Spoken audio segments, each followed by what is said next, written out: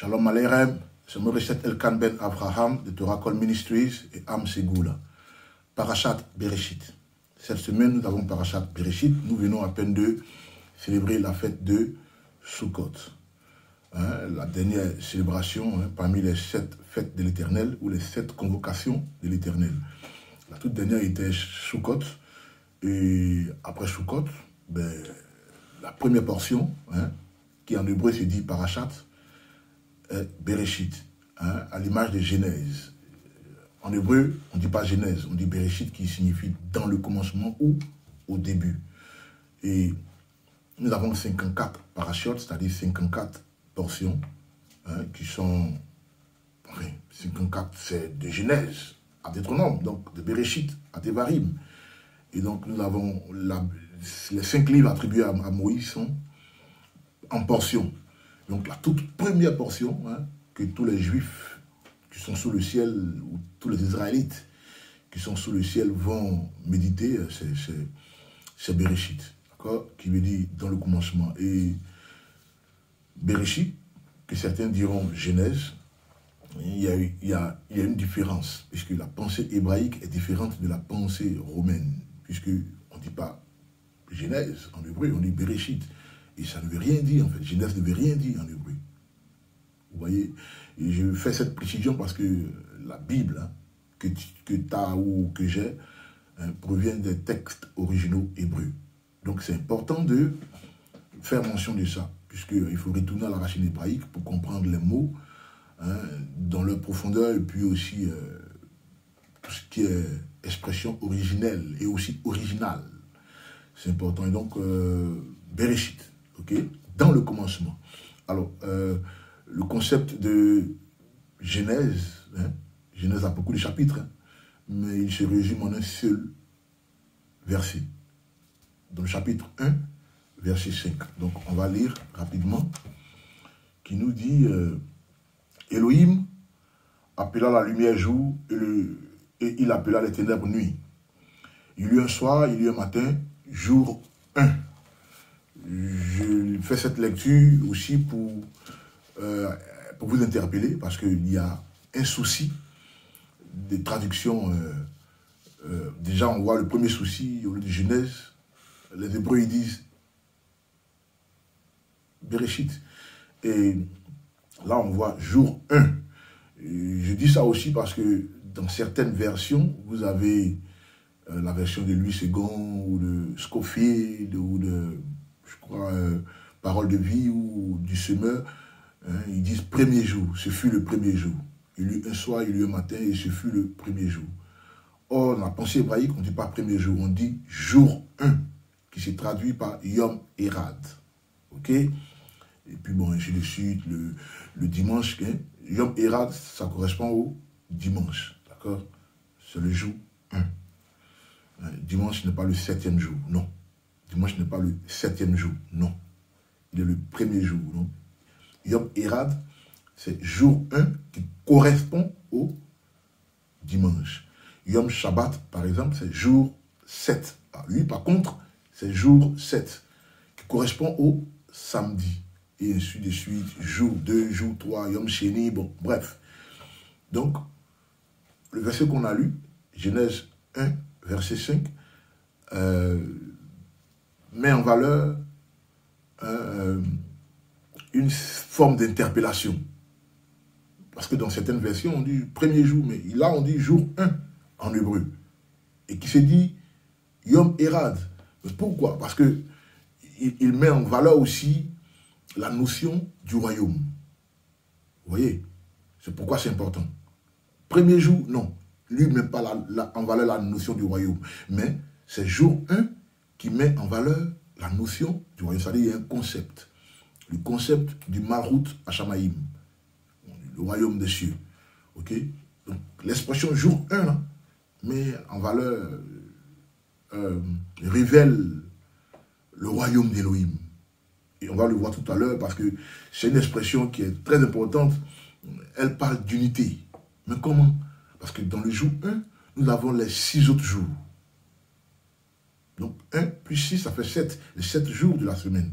Donc, dans l'expression Yom Erad, Et nous voyons là un jour qui est enceinte et qui donne naissance à 6 autres jours. C'est comme ça dans la pensée hébraïque. D'accord? Et donc, ça met en valeur la plénitude du royaume. Et on va le voir plus tard parce que c'est un idiome. Hein? C'est un idiome du royaume, c'est un idiome de ce qu'on appelle en hébreu Malrout.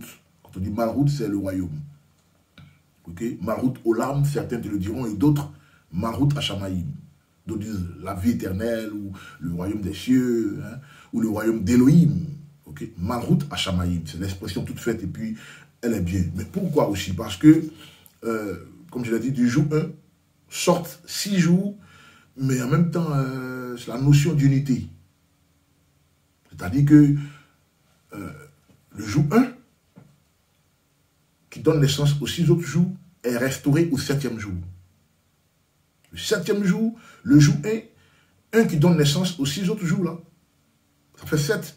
Mais le jour 7, là, vous voyez, j'ai dit 7e jour. Donc, en matière de numérologie, hein, quand on veut compter, 7e jour, bien sûr. Mais le jour 7, c'est Yom Shabbat. Et le jour 7, lui, il restaure les 6 autres jours. Tout à l'heure, quand on va aller en eau profonde, vous allez voir de quoi je parle. Mais c'est très important de savoir ça. Et donc, la traduction, comme j'ai dit, fait défaut. Oui, la traduction, hein, pas la tradition, la traduction. Hein, forcément, on va te pousser à une mauvaise interprétation. C'est pourquoi je précise. On peut dire premier jour, on peut dire 7e jour, 6e jour, en termes de numérologie. Mais conceptuel, l'entité conceptuelle, jour 1. Il faut que je précise ça. Et donc, du coup, on a la traduction, hein, de ce verset-là qu'on va relire, d'accord,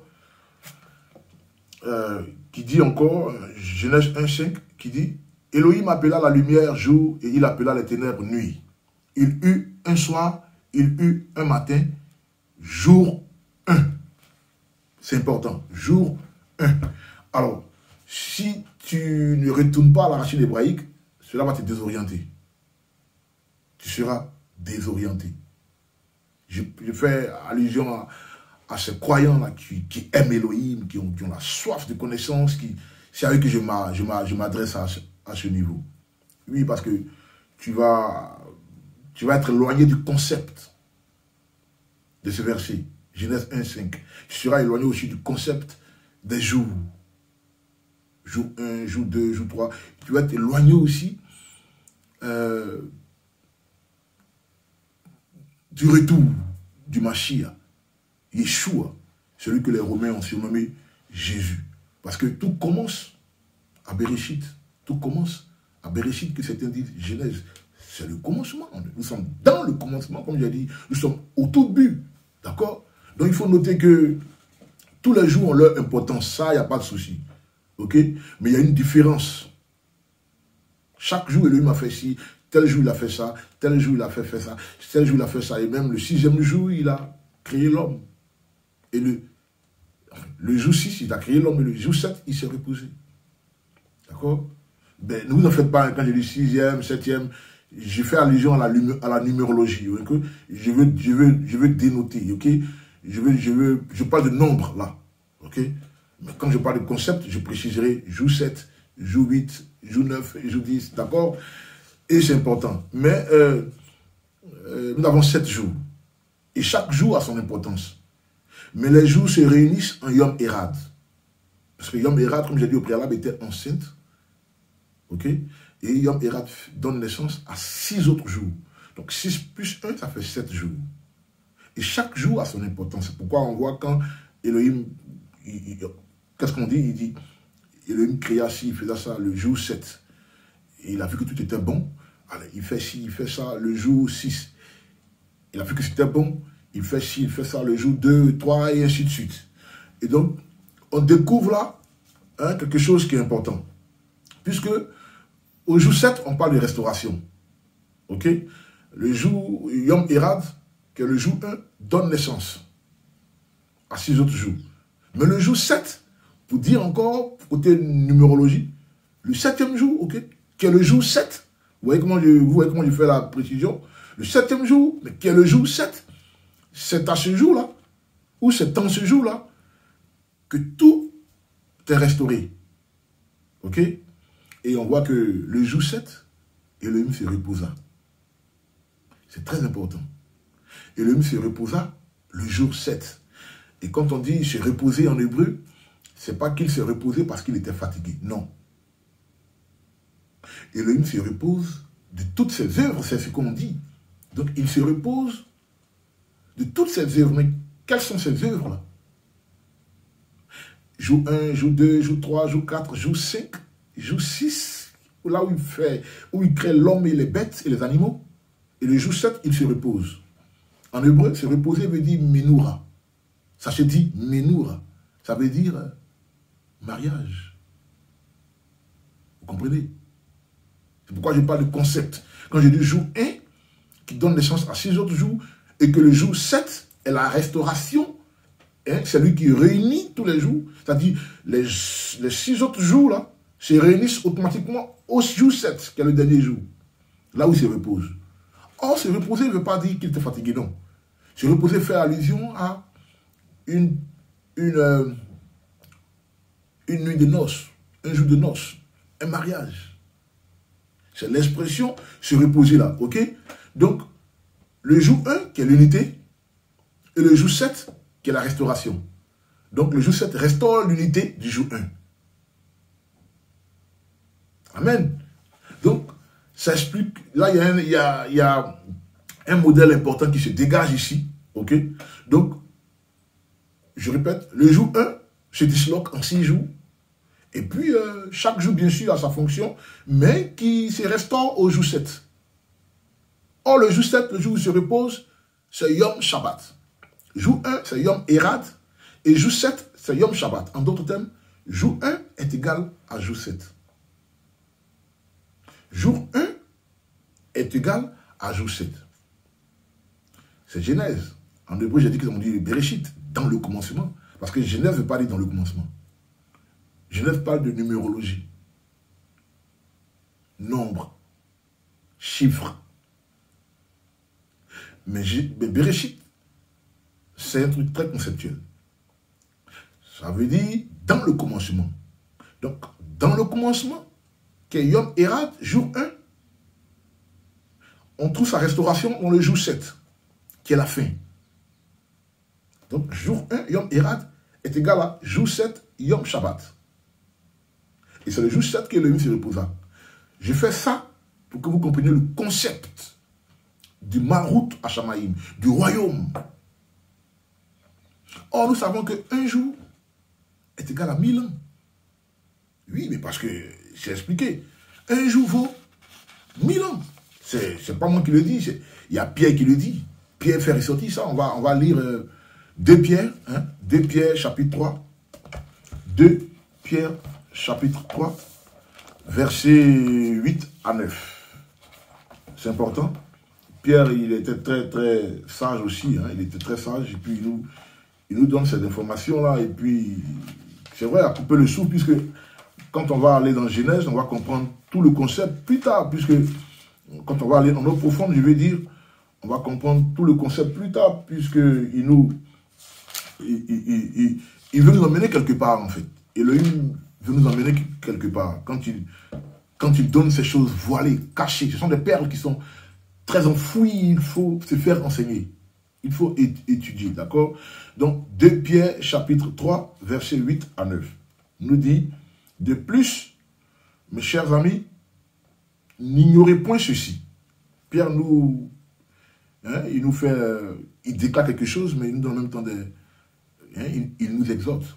Il dit, je reprends, de plus, verset 8, 2 Pierre, chapitre 3, verset 8 à 9. Pierre dit, de plus, mes chers amis, n'ignorez pas ceci.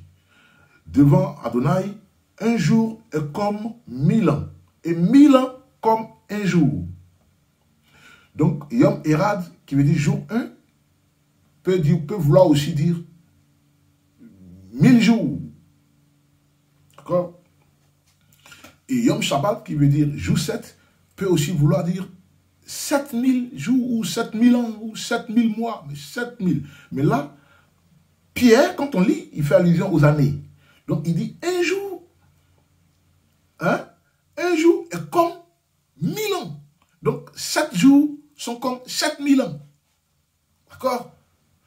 Je lis ça pour vous interpeller sur ce que je viens de dire. Yom Erad qui est restauré en Yom Shabbat. Jour 1 qui est restauré au jour 7. Et donc, dans la pensée hébraïque, hein, c'est ce qu'il en ressort. D'accord? Donc, c'est le plan d'Élohim. C'est quoi le plan? Le plan d'Élohim, c'est de donner naissance à un jour et de le restaurer plus tard.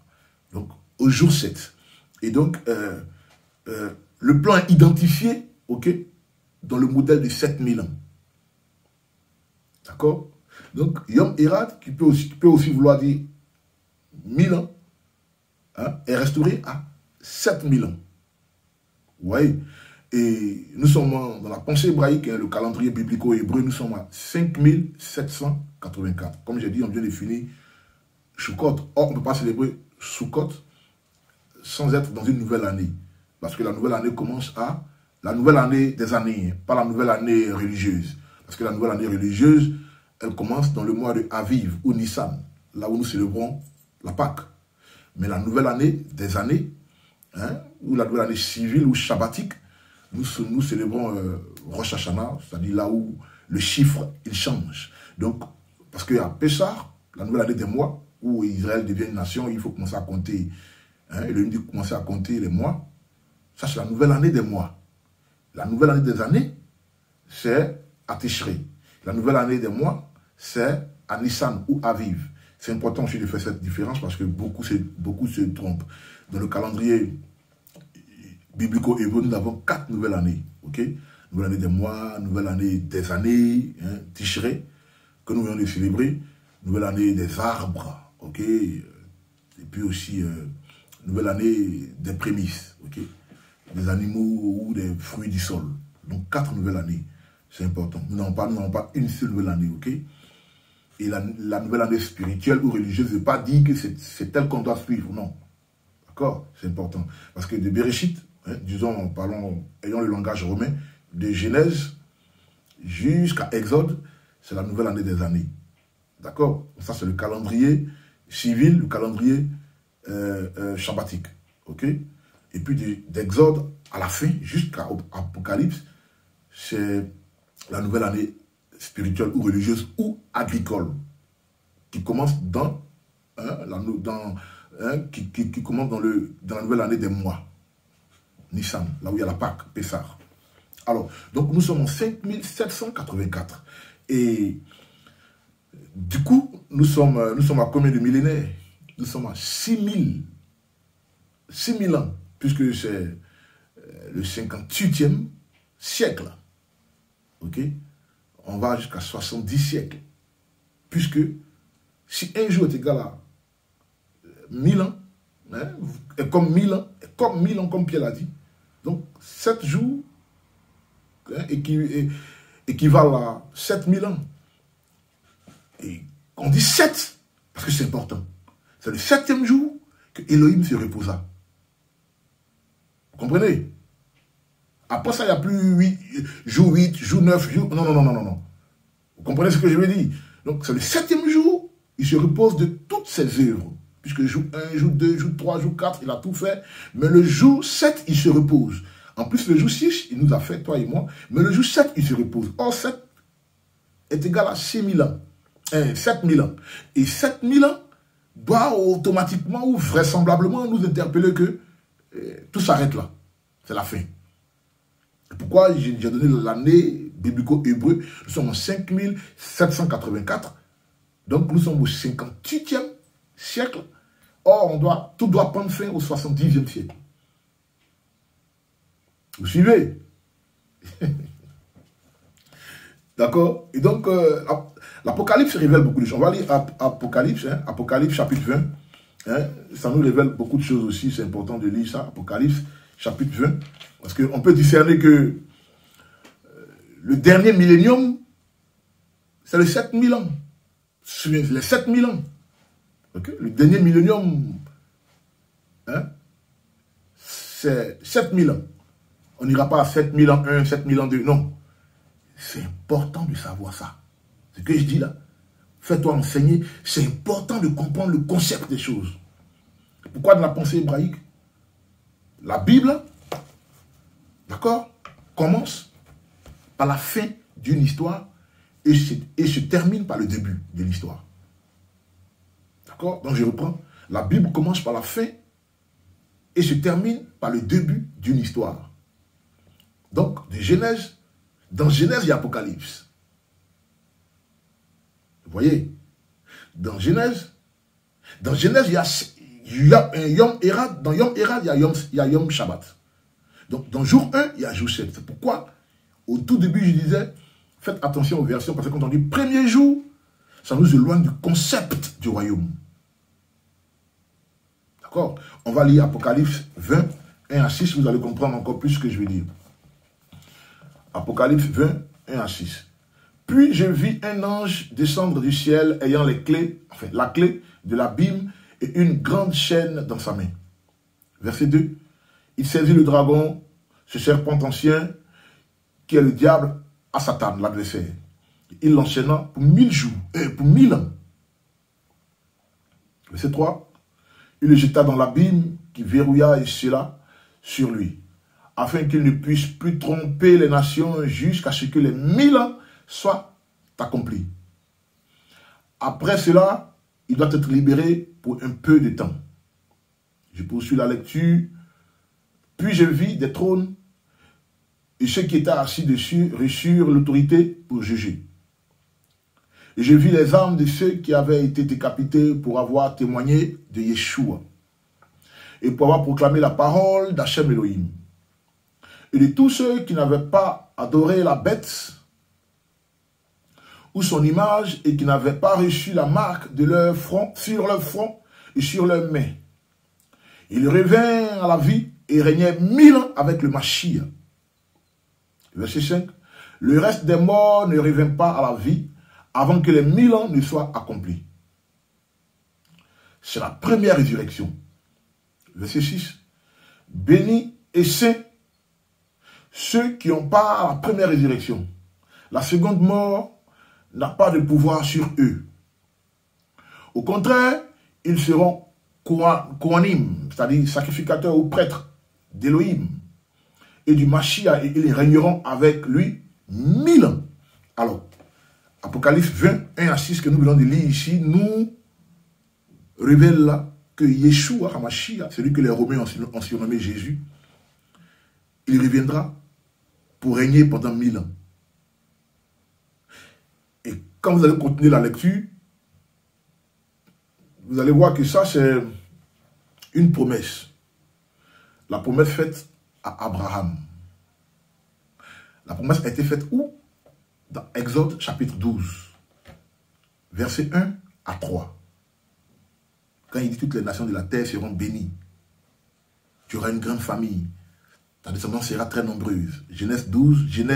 Exode 12, 1 à 3. Donc, Apocalypse 20, Yeshua vient faire 1000 ans de règne. Les 1000 ans de règne, là, c'est la promesse faite à Abraham. L'accomplissement de cette promesse. D'accord? Donc, Apocalypse 21 à 6 correspond à Exode 12, 1 à 3. Yeshua viendra pour régner 1000 ans sur terre.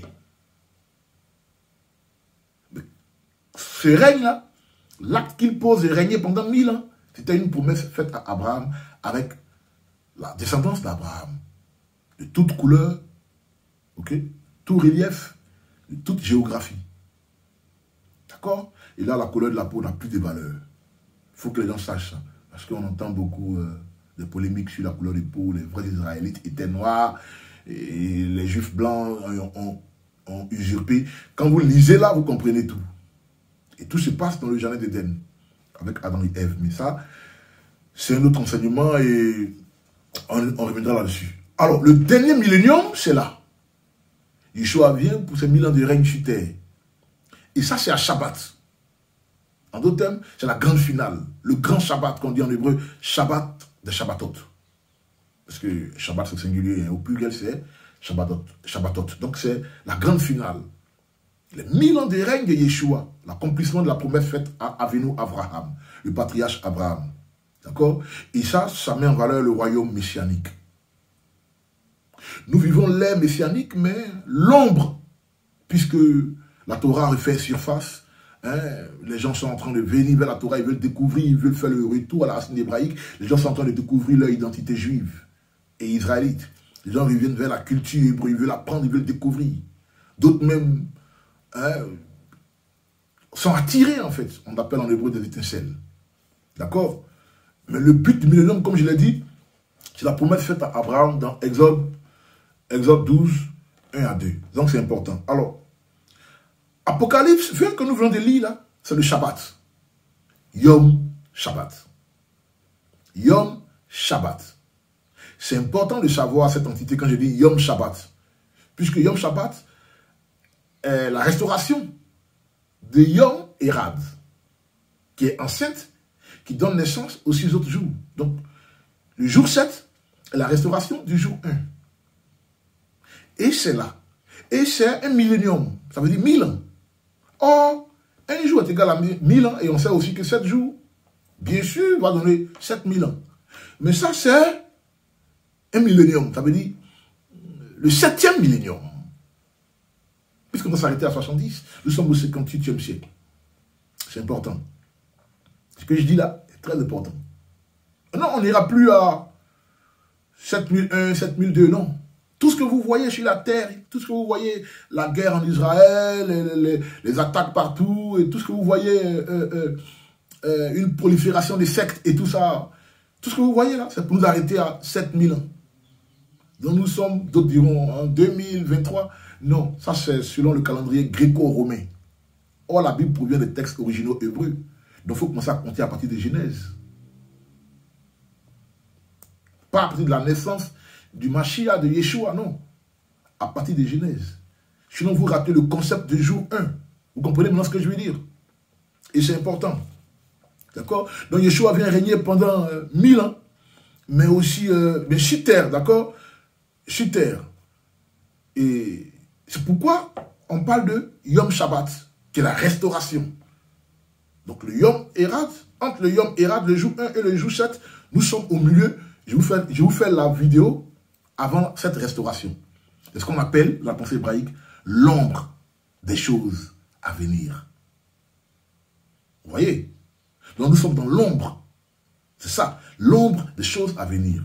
Puisque je le dis parce que dans Colossiens 2, versets 16 à 17, il y a des versions encore de Bible comme Louis II, je crois même Scofield, comme sinon j'ai fait mention au préalable, le semeur, je crois bien, hein, le semeur, je ne suis pas trop sûr, mais bon. Louis II surtout. Il est écrit, c'était l'ombre des choses à venir. Or, quand on dit c'était, du coup, on met une croix sur les 1000 ans de règne de Yeshua. C'était veut dire que c'est à l'imparfait, c'est passé, c'est fini, non. On doit dire c'est l'ombre, parce que c'est au présent, donc les choses arrivent. Nous sommes dans le présent. Donc on doit dire c'est l'ombre des choses à venir. Pas c'était. C'était mais une croix sur la manifestation d'un événement qui arrive dans l'Apocalypse. Ce que je dis là, très très important. C'est très très très très important.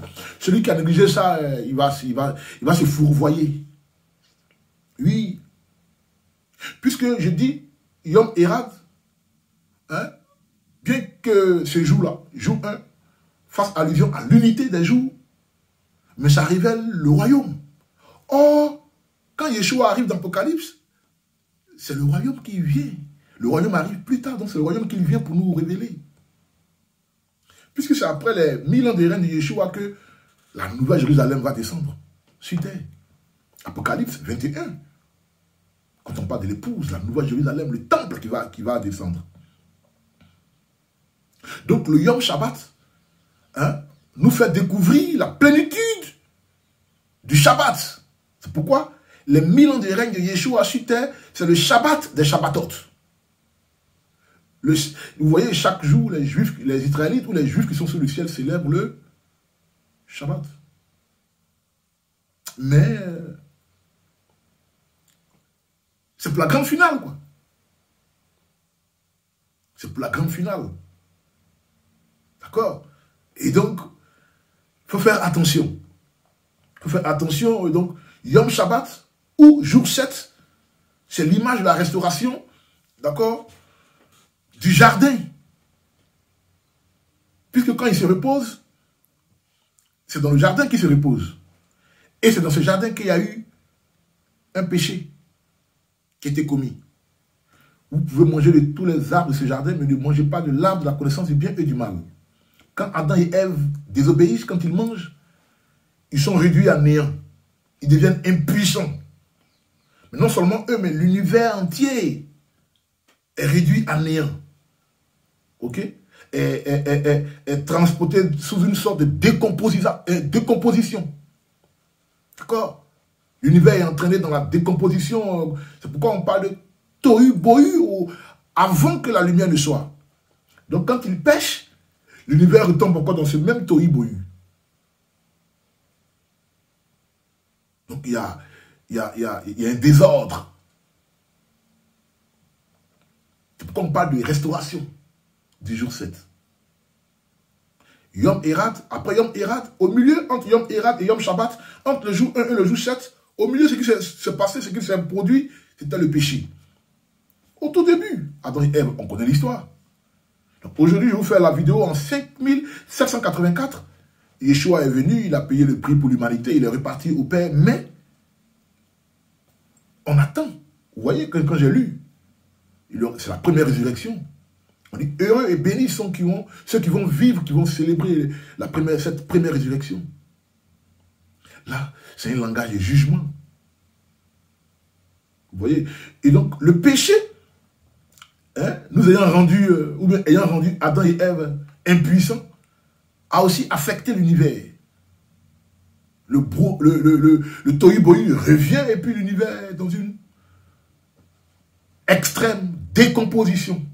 D'accord? Donc Yeshua, il arrive en tant que rédempteur, il arrive et il joue ce boulot-là. C'est ce qu'on appelle le rédempteur. Il vient pour restaurer. C'est pourquoi ces 1000 ans de règne sur terre, les 1000 ans de règne, c'est le Yom Shabbat, des Yom Shabbatot. C'est l'image de restauration. C'est pourquoi quand on va lire, quand on a lu, s'il vous plaît, Genèse 1:5,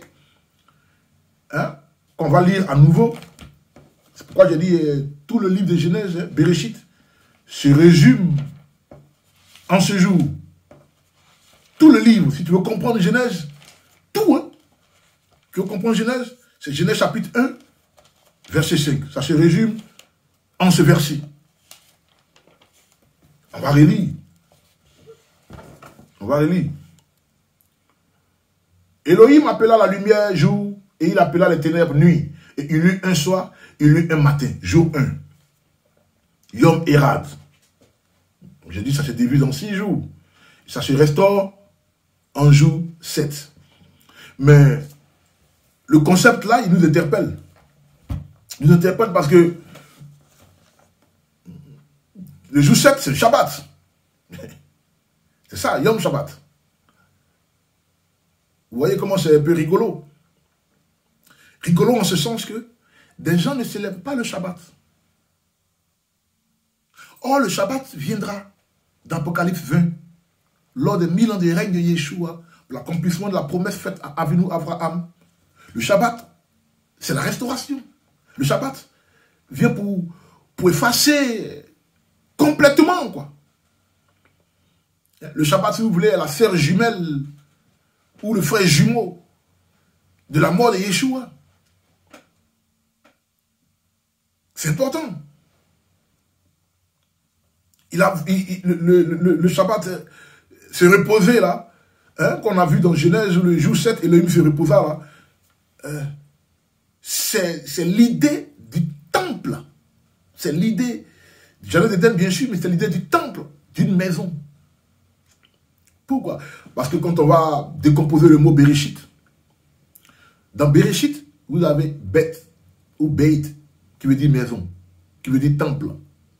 Et puis vous avez Resh, qui veut dire premier, qui veut dire chef, qui veut dire la tête, qui fait allusion à l'homme. Donc, en d'autres termes, Bereshit veut dire met en valeur, ressort le chef de la maison, ou la tête de la maison, l'homme de la maison. Donc, le jardin d'Éden, en tant que temple ou maison, abritait Elohim et son épouse. Elohim en tant que tête, en tant que chef de la maison, qui découle aussi sur les deux êtres, le premier couple. Ok? Ish et Isha, l'homme et la femme. Adam, Verava, Adam et Ève. Ils forment une seule chair. Quand ils forment une seule chair, ils deviennent l'épouse d'Elohim. Donc, dans le jardin, il y avait deux entités. Elohim, à l'image de l'époux, et Adam et Ève, à l'image de l'épouse. Et le jardin d'Éden est à l'image d'une maison, ou d'un temple, ou d'un palais royal. Parce que quand on dit Elohim, c'est un roi. Bien qu'il soit le chef, la tête, et l'épouse, enfin, et l'époux, et aussi un père, mais c'est un roi. Donc on parle de palais. Okay? On parle de maison pour faire allusion à un foyer. D'accord? C'est important de savoir ça. Et donc, pendant le jour du Shabbat, nos maisons deviennent comme Éden. Donc chaque jour, les Juifs ou Israélites qui sont sur le ciel célèbrent le Shabbat, mais leurs maisons deviennent comme le jardin d'Éden. Donc on voit papa, je suis un homme marié, j'ai ma femme, mon épouse et mes enfants, je deviens la tête. Bon, je suis la tête de la maison, mais ça calque l'image du jardin d'Éden. Ok? Ils sont en train de calquer. Chaque juif sous le ciel qui pratique le Shabbat, ce jour-là, il est en train de calquer le jardin d'Éden. D'accord? Et donc, je voulais spécifier ces choses-là. Et puis, donc, du coup, contre toute attente, Bereshit révèle que Hachem Elohim est notre époux. Quand on dit en hébreu, le Rosh Baït, c'est-à-dire le chef de la maison, ou la tête de la maison. L'homme fort. D'accord? L'homme fort. On va voir ça dans Ésaïe 66, verset 1 à 2. Ésaïe 66, verset 1 à 2. Ésaïe 66, verset 1 à 2. Alors, ça nous dit ici, les cieux sont mon trône, dit Adonai, et la terre est mon marchepied. Quelle sorte de maison pourriez-vous me bâtir? Quelle sorte de lieu pourriez-vous concevoir pour mon repos? N'ai-je pas moi-même fait toutes ces choses? C'est ainsi qu'elles ont été créées, dit Adonai. Je reprends. Le trône est l'habitation de notre époux. La terre est son marchepied. Et il veut qu'on lui bâtisse une maison. Où? Sur terre. Et puis il dit, quelle sorte de lieu pourriez-vous concevoir pour mon repos? L'expression repos, il se reposa. J'ai dit, il se repose parce qu'il n'est pas fatigué. Il se repose. En hébreu, ça se dit Menoura. Ça parle de mariage. Donc, quand vous lisez Ésaïe 66, verset 1 à 2, c'est un langage de mariage. Il parle d'une maison, il parle d'un temple, il parle d'un palais. Et quand il parle de la maison, il dit quoi? N'est-ce pas? Il dit, n'ai-je pas moi-même fait toutes ces choses? Oui. Il a fait le jour 1, il a fait sur le jour 2, il a fait ça le jour 3, 4, 5. Et le 6e jour, il crée son épouse. Et le 7e jour, il est dans la maison avec son épouse. Ça dit toi et moi. Mais au travers des premiers couples, du premier couple Adam et Ève. Donc ce langage, c'est un langage de mariage. Repos, maison, marchepied, et puis trône. Donc notre époux, c'est Elohim. Son trône est dans les cieux. C'est intéressant ça. Très intéressant. Ok? Donc, Bereshit, Genèse, nous révèle quelque chose qui se passera plus tard, Donc on ne dit pas c'était l'ombre, mais on dit c'est l'ombre, puisque nous sommes toujours en attente. C'est une prophétie, donc nous sommes en attente de son accomplissement. Bereshit, Genèse, nous révèle un mariage qui aura lieu. Ok? Bereshit, Genèse, nous révèle le bon grain de l'ivraie. Puisqu'on parle de péché. C'est parce qu'on parle de péché qu'on parle de restauration. Donc on parle de résurrection. Donc Genèse nous révèle l'épouse, la vraie. Toi, il parle de bon grain de l'ivraie. Le vrai et le faux. Il est en quête de son épouse. La vraie épouse. Amen. Alors, donc, ça va nous emmener directement à Genèse, chapitre 1, verset 4. Parce qu'on a lu le verset 5, n'est-ce pas? Donc, quand on va aller plus haut, puisque ça arrive, cette épouse-là, elle doit être unie à son époux. C'est ce que ça révèle. Et ça révèle en même temps l'arrivée d'un être extraordinaire. Suivez avec moi. Genèse 1, 4 à 5. On a lu Genèse 1, 5. Mais on va lire Genèse plus haut, 4. Puisqu'on a lu le 5, mais on va un peu en haut, au-dessus, qui nous dit Elohim vit que la lumière était bonne. Et Elohim sépara la lumière des ténèbres. Le vrai du faux. La lumière des ténèbres. Le jour 7 des 6 autres jours. De passage, si vous fréquentez une maison juive, des frères ou un voisin, vous avez un voisin juif ou israélite qui est en train de faire le Shabbat. Le Shabbat commence le vendredi au coucher du soleil. Et vous allez voir que le samedi au coucher du soleil, quand le Shabbat prendra fin, ils vont allumer une bougie qu'on appelle la bougie de Havdalah. La bougie de Havdalah marque la différence entre les ténèbres et la lumière. Puisque le Shabbat est appelé lumière. Le jour où Elohim se repose, le jour 7. Donc, quand on finit le jour 7, on retourne encore au jour 1, Yom Erad. Et donc, il y a une différence entre le jour 7, c'est-à-dire la passation, ok? Le trajet qu'on mène du jour 7 au jour 1. C'est ce qu'on dit ici, c'est l'expression de Elohim sépara la lumière des ténèbres. Il sépare le Shabbat, le Yom Erad, des autres 6 jours. Pourquoi? Parce que le 7e jour, on dit quoi? Il a déclaré saint. Il se reposa, mais il dit, c'est mon Shabbat. C'est le jour qu'il a mis à part. Et il a fait une déclaration sur ce jour 7, ce Yom Shabbat, de manière spectaculaire et spéciale. Il dit, c'est mon Shabbat, c'est mon jour, il a déclaré jour saint. Yom Shabbat, il correspond au samedi. Or, dans le calendrier juif, quand on dit il eut un soir, il eut un matin, ça veut dire que lorsque le soleil se couche, un nouveau jour commence. Tout ce que je dis, c'est important. Vous prenez note pour ça. Un nouveau jour commence quand le soleil se couche. C'est pourquoi il y a l'expression il eut un soir, il eut un matin. Tout commence par le soir. Maintenant, au verset 4, je reprends. Elohim vit que la lumière était bonne et Elohim sépara la lumière des ténèbres. Cette lumière, c'est elle qui nous intéresse ici. Elle joue un rôle prépondérant dans cette première portion qui est Bereshit, Genèse. Et Elohim révèle quelque chose d'important là. Il qualifie cette lumière de bonne. Il dit qu'elle est bonne. On va relire parce que c'est important. Elohim vit que la lumière était bonne. Il qualifie la lumière là de bonne. Il dit qu'elle était bonne. En hébreu, c'est Vaya Elohim Kitov. Elohim vit que la lumière était bonne. Vaya Elohim Kitov.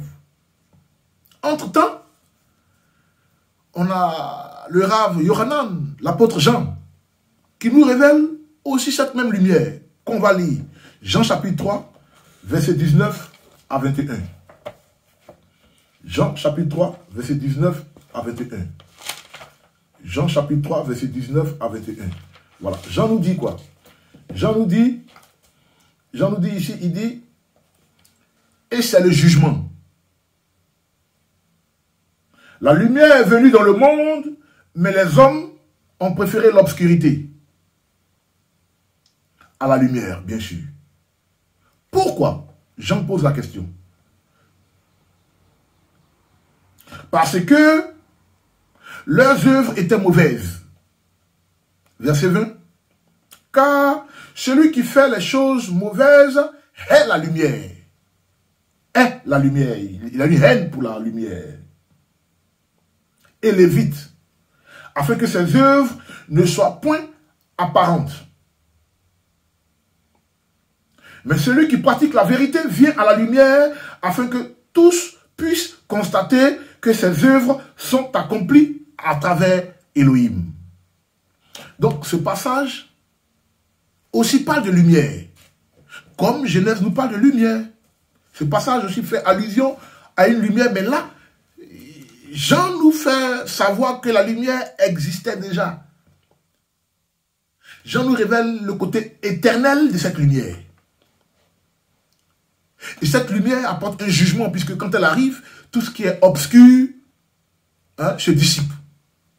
Jean révèle aussi qu'il y avait des gens qui ont opté pour les ténèbres. Ils ont rejeté cette lumière. Là, nous sommes toujours en Bereshit, la parashat Bereshit. Donc, Elohim dit que la lumière, là, elle est bonne. Et Jean reprend cette même lumière. Il dit, c'est ici le jugement. Tout à l'heure, qu'est-ce que je vous ai dit? J'ai dit que c'est l'ombre des choses à venir lors des 1000 ans de règne de Yeshua dans l'Apocalypse. C'est un langage de jugement. Donc cette lumière-là, qui arrive là, dont Jean fait mention, là, elle vient pour séparer le bon grain de l'ivraie. Parce que l'ivraie n'a pas opté pour la lumière. L'ivraie est d'accord pour ce qui est obscur, ténébreux. D'accord? Et donc, cette lumière-là, c'est le reflet du Malchut Hashamaïm que Yom Erad, le jour 1, révèle. Le Malchut Hashamaïm, dont j'ai fait mention au tout début là, de la vidéo. Cette lumière-là, elle révèle ce royaume-là, le royaume d'Elohim. Ok? Et c'est elle qui vient pour restaurer le 7e millénium, le Yom Shabbat, qui est le Shabbat Gadol, le Shabbat des Shabbatot. Ésaïe aussi en a fait mention. On va lire Ésaïe 30, verset 26. Ésaïe 30, verset 26. Ésaïe fait mention. Ésaïe fait mention de cette lumière. Ésaïe 30, verset 26. Qu'est-ce qu'il dit? Il dit, Ésaïe 30, verset 26, il dit, et la lumière de la lune sera aussi vive que la lumière du soleil. Et la lumière du soleil sera 7 fois plus forte comme la lumière des 7 jours.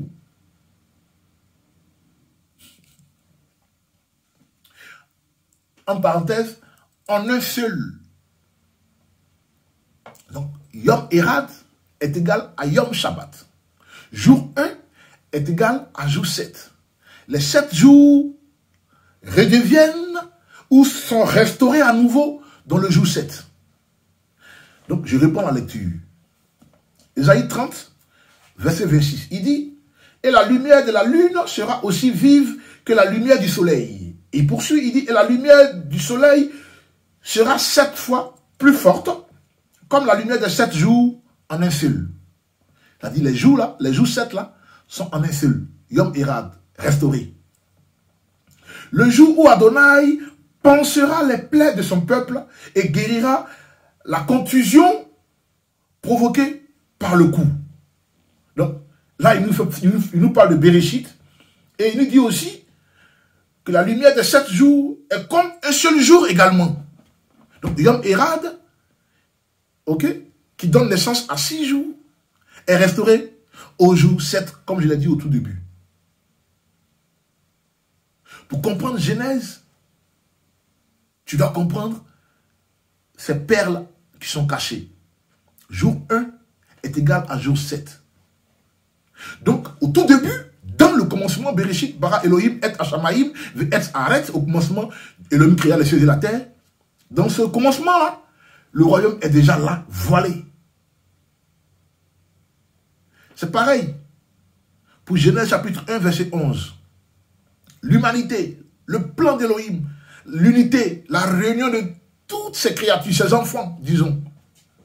Avant que l'homme ne soit créé, le jour 6, Elohim l'a déjà créé dans sa pensée, dans Genèse chapitre 1, verset 11. C'est dans la pensée hébraïque, vous allez voir Genèse 1, 11. Les hommes, c'est-à-dire les arbres symbolisent les hommes. Vous allez voir les arbres selon leurs espèces. C'est tous les continents, toutes les couleurs. C'est pourquoi les thèses les vrais Israélites avaient la peau noire, ou les blancs, les juifs blancs ont usurpé. Ça frise avec la discrimination ou le racisme. Les gens n'ont pas été enseignés. Ils veulent la division. Non. Elohim a créé son monde. Bien sûr. Mais la division, c'est lui qui apporte le jugement. Et le jugement n'est pas par rapport à la couleur de la peau, mais par rapport à celui qui va observer ses instructions, qui ont été autrefois foulées au sol, qui ont été autrefois violées par le premier couple dans le jardin d'Éden. C'est pourquoi on a lu Jean. C'est pourquoi aussi, quand Esaïe parle, il dit quoi la dernière fois? Il dit, le jour où Adonai pansera les plaies de son peuple et guérira la contusion provoquée par le coup. Ça, c'est le langage du jardin. La contusion provoquée par le coup. Le but pour lequel il vient pour panser les plaies, parce que l'humanité est rentrée et allée vers le couteau. Il s'est blessé lui-même. David dit quoi? David Améler, le roi David, il dit, Elohim a tout placé droit, mais c'est l'homme qui cherche des contours. Donc l'homme viole la loi, viole ses instructions dans le jardin d'Éden. Il vient mourir, mais il faut restaurer. Quand il vient mourir, il nous réconcilie au Père. Il nous pousse par son esprit pour qu'on découvre qui est le Père. Mais après, il y a le Shabbat, le Shabbatot. Alors qu'est-ce que le Shabbat? Qu'est-ce que le Shabbat? Parce que c'est important. Ésaïe fait mention d'un grand jour. Et que les 7 jours-là valent un seul jour, le Yom Shabbat. Et c'est un grand jour. On a aussi vu, il a parlé de le ciel est mon trône, la terre est mon marchepied, qui va me bâtir une maison pour que je puisse me reposer. Donc il parle de repos. C'est une expression toute faite pour parler du salut, la rédemption, la restauration, la délivrance finale. C'est ça, Bereshit. Lisons Zacharie. Zacharie fait mention de ça. Zacharie fait un clin d'œil. Il fait un clin d'œil. Zacharie fait un clin d'œil aussi au Shabbat. Oui, Zacharie fait clin d'œil au Shabbat. C'est important. On va voir Zacharie. Il fait clin d'œil au Shabbat aussi. Zacharie chapitre 14, versets 6 à 9. Je lis la parole d'Hachem Elohim. Il dit, en ce jour, il n'y aura ni lumière vive, ni épaisse ténèbres. Et un jour connu d'Adonai ne sera ni jour ni nuit. Mais il y aura de la lumière, l'heure du soir. Verset 8. En ce jour, des eaux vives sortiront de Yerushalayim, c'est-à-dire Jérusalem. La moitié vers la mer orientale et la moitié vers la mer occidentale. En été comme en hiver. Alors, Adonai régnera sur le monde entier. Ça fait allusion aux 1000 ans de règne de Yeshua. Oui, c'est Yeshua qui est le Père. D'accord? Sur le monde entier. En ce jour, je répète encore, en ce jour, Adonai sera le seul. Et son nom sera le seul nom. L'expression Adonai sera le seul fait allusion Rosh Baït, comme j'ai dit, le chef de la maison, la tête de la maison, le roi du palais. D'accord? Nous avons la description du concept du jardin d'Éden. La description toute faite du concept du jardin d'Éden. Je reprends la lecture, elle est très intéressante. Verset 6. Hein, c'est Zacharie 14, 6 à 9. En ce jour, il n'y aura ni lumière vive, ni épaisse ténèbres. En un jour, conduit d'Adonai. Un jour, c'est codé. Ça parle de ce que Ésaïe avait dit dans Ésaïe 30, 26. Les 7 jours en un seul jour. Zacharie le prophète comme Ésaïe le prophète ont le même langage. Zacharie lui dit aussi ici, en ce jour, souligné dans votre Bible, en ce jour. Et un jour, souligné un jour, connu d'Adonai. Il s'est réservé un jour. Le 7e millénium. Apocalypse 20. Le Shabbat de Shabbatot, le grand Shabbat. La délivrance finale.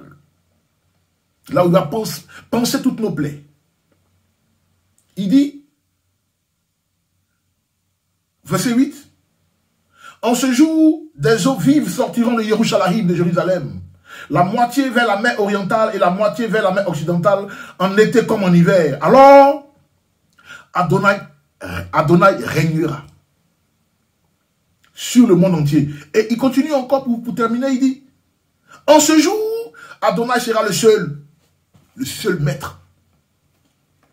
Et son nom sera le seul nom, Adonai. D'accord? Et pour ceux qui me suivent dès le début, ils auront maintenant une autre vision des faits, un autre aspect, une autre perception de Genèse, de Bereshit. D'accord? Donc, ce sont des expressions à ne pas négliger. Non, elles ne sont pas anodines. En ce jour, un jour, ce jour-là, les 7 jours, en un seul jour, Yom Erad, restauré dans Apocalypse chapitre 20, pour les 1000 ans, lors des 1000 ans de règne de Yeshua sur terre. D'accord? Et donc, c'est Yom Erad qui est restauré lors de Yom Shabbat. Donc, jour 1 est restauré lors du jour 7. Donc, jour 1 est égal à jour 7, où Yom Erad est égal à Yom Shabbat. C'est important de savoir tout ça. C'est important. Et donc, c'est ce qu'on appelle le jour du Seigneur. Ce n'est pas comme, excusez-moi, quoi, mais comme le christianisme le dit le dimanche, le jour du Seigneur. Non. Quand on dit jour du Seigneur, on fait allusion à ce jour. C'est un jour pas comme les autres jours. C'est un jour spécial. D'accord? Le jour du Seigneur. C'est ce qu'on appelle le jour du Seigneur. Donc Zacharie fait mention de ce jour. Ésaïe aussi dit ce jour, en ce jour. Ce jour, Zacharie dit en ce jour. Ce jour-là, c'est Elohim qui sera le seul maître, le seul chef. Et son nom sera seul, unique. D'accord? Donc Yom Erad, le jour 1, fait allusion à l'unité des jours qui seront restaurés en un seul jour. C'est pourquoi Ésaïe 30, verset 6 a dit la lumière de ces 7 jours-là, comme un seul jour. Amen. Et donc, c'est important. Il faut noter que le retour à la racine hébraïque est la clé pour déverrouiller toutes les Écritures. Si vous voulez comprendre la Bible dans son essence profonde, si vous voulez comprendre Genèse, d'accord, il faut revenir à la racine hébraïque. Ok? En d'autres termes, le livre de Genèse consiste à reconnaître que Yahweh a établi déjà son royaume, mais qui était voilé dans l'expression jour 1, qui veut dire la restauration en jour 7. D'accord? Le jour du Shabbat. Yom Shabbat. C'était la parashat Bereshit que Hachem Elohim vous fortifie, Shabbat Shalom. C'était Maurice El Kamben Abraham de Torah Call Ministries et de la communauté Am Segula. Au revoir.